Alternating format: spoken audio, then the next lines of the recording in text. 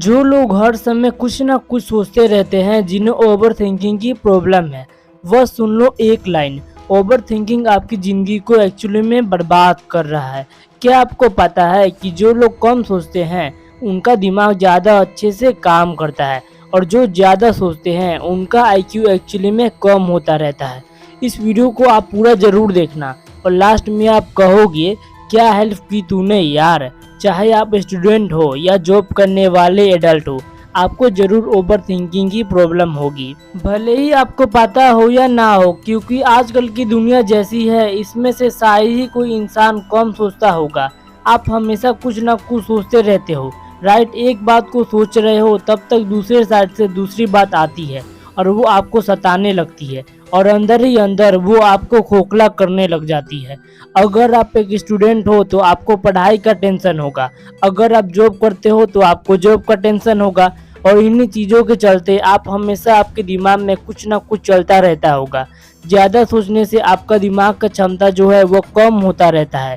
इन सब over thinking की problem सुनो, एक कहानी जो आपकी ज़िंदगी को पूरी तरीके से बदल देगी। हैरी हुडूनी नामक एक जादूगर था। वो ये दावा करता था कि अगर उसे जेल में डालकर लॉक कर दिया जाए तो वो 1 घंटे के अंदर उस जेल के दरवाजे के ताले को खोलकर बाहर निकलकर दिखा देगा। हुडीनी को कई छोटे मोटे जेल वालों ने बुलाया और उसे लॉक कर दिया गया, पर हर बार एक अद्भुत तरीके से वो वहां से बाहर निकल जाता था, बिना चाबी के। वो उसे कैसे करता था किसी को भी नहीं पता। सिर्फ लोगों ने यह नोटिस किया कि वो अपने बेल्ट के नीचे एक लंबे से वायर को रखता था, और शायद उसी वायर का इस्तेमाल करके ताले को लॉक के अंदर डालकर वो अपने जादुई तरीके से उनसे खोलता था। पर कोई इंसान सिर्फ एक स्टिक के वायर के मदद से सारे के सारे तो लॉक नहीं खोल सकता। एक खोल दिया ठीक है, पर हुडीनी को जितने भी लॉक में बंद कर दिया गया था सबको वह सक्सेसफुली एक वायर से खोल देता था, और इसी कला की वजह से वो धीरे धीरे फेमस होने लगा। तब एक बहुत बड़े जेल के लोगों ने हुडीनी की कहानियों को सुना कि कैसे भी उसे जेल में बंद करने के बाद वो वहां से वापस आ जाता है सिर्फ 1 घंटे में। उस जेल की एम्प्लॉय ने कहा कि मैं इसे दुनिया का सबसे भयंकर दरवाजे का अनुभव करवाऊंगा, एक ऐसा जेल का दरवाजा कि कोई इसे खोल ही नहीं सकता। उन्होंने हुडीनी को चैलेंज किया कि तुम आओ और 1 घंटे के अंदर हमारे जेल के अंदर से बाहर निकल कर दिखाओ। और एक दिन तय किया गया और हुडीनी ने भी इस चैलेंज को एक्सेप्ट किया। बहुत लोगों के सामने यह इवेंट शुरू किया गया और हुडीनी आया। सारे लोग तालियों से उनका स्वागत किए और बहुत कॉन्फिडेंस के साथ हुडीनी जेल के अंदर गया।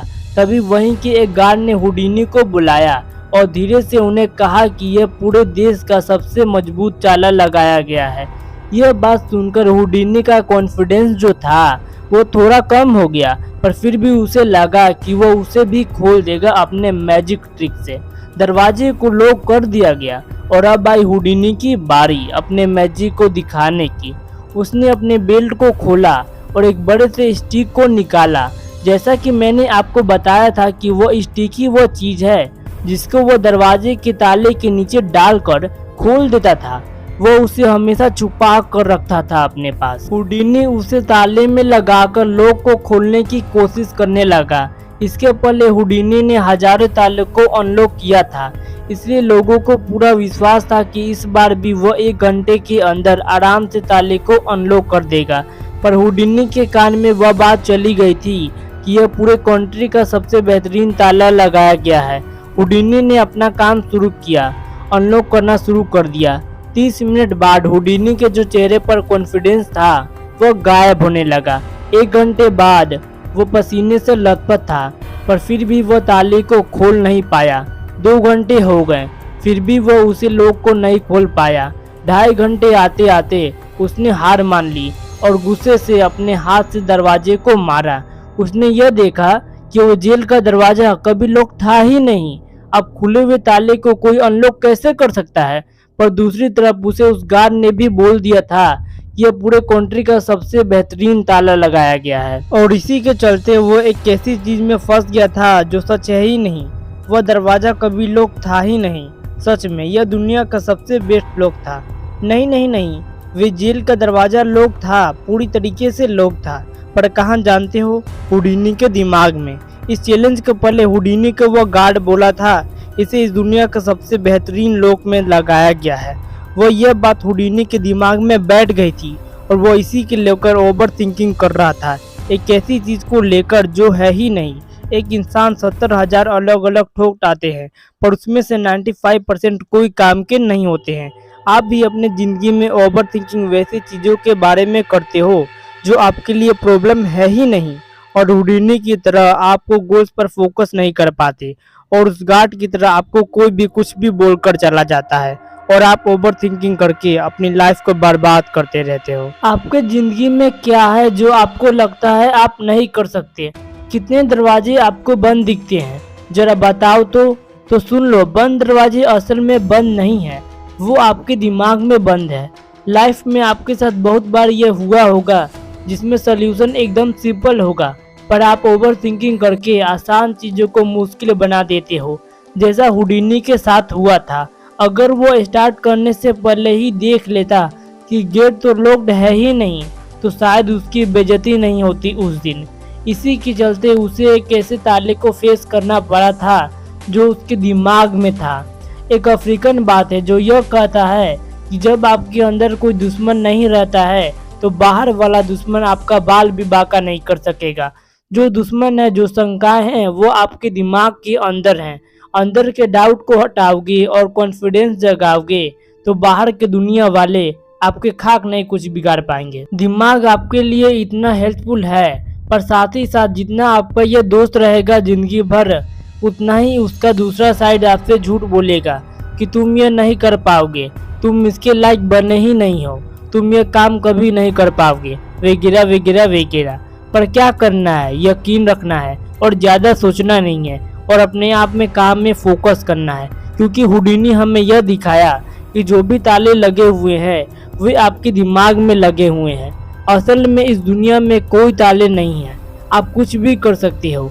अगर आपको लग रहा है कि आप काम नहीं कर पाओगे और एक काम को कर पाओगे तो दूसरे काम को नहीं कर पाओगे, तो यह झूठी फैक्ट आपके दिमाग के अंदर है। एक कोड है, think less live better, think less live मोर। आपके लिए इसी को फॉलो करना चाहिए अगर आप एक अच्छी लाइफ को एंजॉय करना चाहते हो तो सोचो, पर अच्छी चीज़ों के बारे में सोचो। अच्छी चीज़ें कभी ओवर थिंकिंग बन ही नहीं सकती है। पॉजिटिव थिंकिंग आपको ओवर थिंकिंग को कम कर देता है। पहली बात, पॉजिटिव थिंकिंग ओवर थिंकिंग नहीं कहा जा सकता। ओवर थिंकिंग की जड़ असल में आपको ईगो होती है। आप अपनी बचपन की एल्बम को उठा लो और उसमें अपने आप को देखो, आपको अपना चेहरा हंसता हुआ दिखेगा या फिर आप अपने आप को खेलता हुआ दिखोगे। कंपेयर करो, आप बचपन में कैसे थे और अभी आप कैसे हो गए हो। आपको ये पता चलेगा आप जितना छोटे थे आप उतना कम सोचते थे। फैक्ट यह है, सोचना जरूरी है, पर कुछ हद तक सोचना जरूरी है। बिना सोचे भी काम नहीं चलेगा, पर ज़्यादा नहीं सोचना है कि आप आउट ऑफ बैलेंस हो जाओ। दिमाग को बैलेंस में रखना जरूरी है, इसलिए हमने ईगो की बात की। और आप अपने आप पर कभी घमंड मत करना, क्योंकि यह बाद में जाकर ओवर थिंकिंग का रूप ले लेता है। जितना कम घमंड और हंसमुख रहोगे, लोग आपकी तरफ अट्रैक्ट होने लगेंगे। और इस फैक्ट को हमेशा याद रखना, कंडीशन सही होने का इंतजार मत करो, अपने आप को सही करो। अगर लाइफ में सब कुछ सही हो जाएगा, अच्छी नौकरी मिल जाएगी, अच्छी वे मिल जाएगी, तब जाके आप राइट हो जाओगे और सब कुछ राइट हो जाएगा। पर बाद में जो है वो उसका उल्टा है। आपको पहले अपने आप को राइट करना होगा, तभी आपको जिंदगी में राइट होगी। अगर आप अपने आप को काम करते हो तब आपकी ज़िंदगी धीरे धीरे अच्छी होने लगती है। सोचना है तो अच्छी चीज़ों को सोचो और उसमें काम करो। सबसे पहले आप अपने आप को परफेक्ट बनाओ, दुनिया की चीज़ें अपने आप ही परफेक्ट होने लगेगी।